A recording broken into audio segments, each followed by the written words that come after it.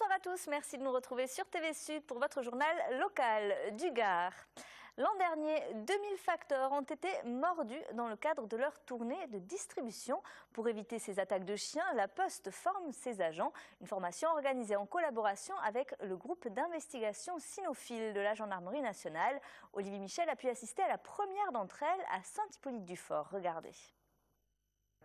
Les morsures de chiens représentent l'une des premières causes d'accidents de travail pour les facteurs. Dans le Gard, en 2012, 23 attaques ont été recensées, notamment en zone rurale. Une expérience qu'a vécue Gilbert en début de carrière et qui peut être traumatisante. J'en garde un très mauvais souvenir parce que j'étais avec Sam Provence, c'était en 1978.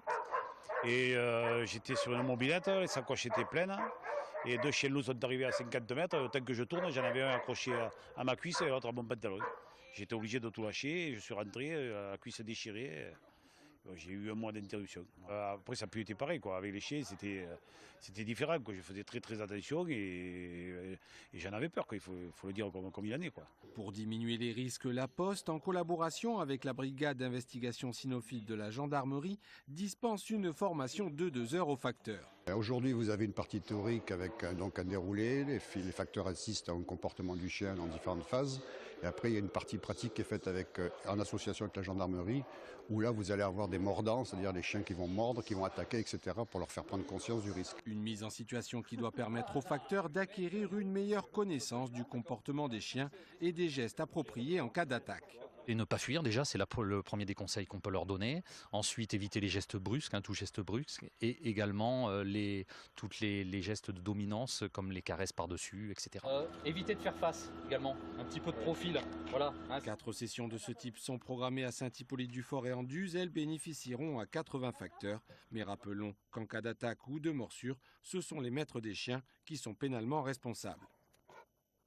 En football, les Crocos s'apprêtent à recevoir le Cercle Athlétique Bastiais, le second club de foot de Bastia, demain pour le compte de la 14e journée de Ligue 2.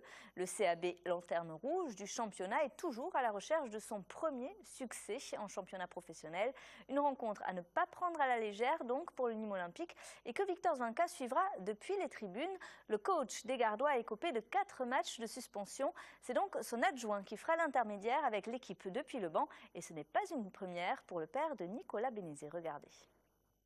Je me situerai debout, pas loin de Victor pour écouter les consignes et suffisamment près des joueurs pour leur donner les 2-3 détails à régler, en espérant qu'il n'y ait pas trop de détails à régler demain.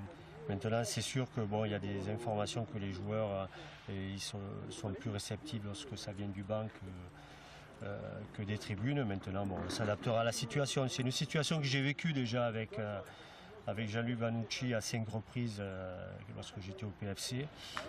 On avait trouvé une organisation différente parce que on avait des stades avec une piste autour, donc c'était un petit peu plus compliqué, comme ça risque de l'être à Dijon. Maintenant, on sait s'adapter, on s'adaptera. Nîmes Olympique Bastia, c'est demain soir au stade des Cossières, coup d'envoi 20h. Et on termine ce journal avec des vestiges gallo-romains mis au jour près de la zone du Grésand à Nîmes. Une découverte faite par les archéologues de l'INRAP lors de fouilles préventives sur le chantier du futur cadreau de Valhall. Il s'agit notamment de murs édifiés entre le 4e et le 1er siècle et tout porte à croire qu'il ne s'agissait pas d'habitation. Écoutez.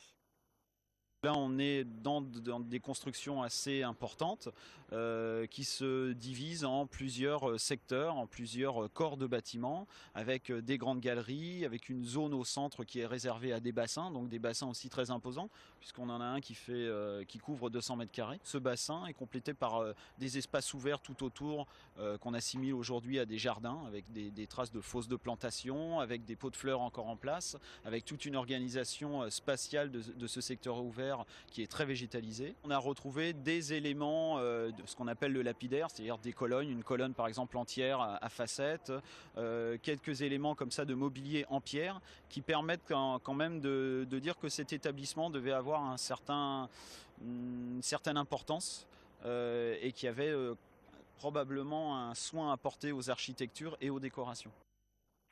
C'est la fin de ce journal, merci de l'avoir suivi. Retour de l'actu dès ce soir sur votre chaîne locale à 20h30 avec l'info de votre région. À tout à l'heure.